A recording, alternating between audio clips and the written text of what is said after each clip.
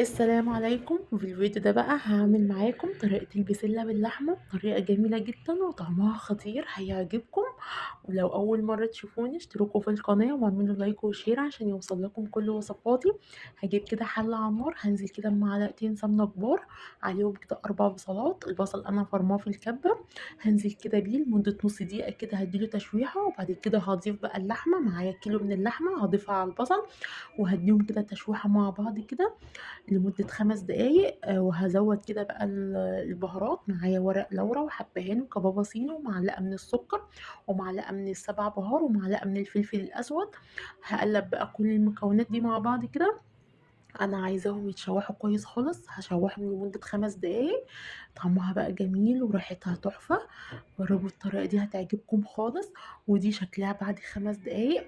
هضيف بقى عندي كده الطماطم، انا الطماطم دي كنت مفرزاها عندي. هسيبها كده لغاية كده ما تفك، ودي كده شكلها بعد ما فكت معايا.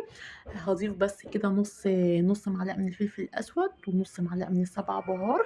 وهغطي بقى كده وهنقلتها كده في ناحية تانية عشان خاطر اللحمة تستوي معايا. وهعمل معاكم الرز، هجيب كده معلقتين سمنة كبار، عليهم كده معلقتين من الزيت ونص كوباية من الشعرية، هحمر الشعرية كويس. وهكون مجهزة عندي كوبايتين كده من الرز أنا غسلاه كويس ومصفياه. هنزل كده بقى هديهم كده تقليبة مع بعض لغاية كده ما الرز ما يفلفل معايا.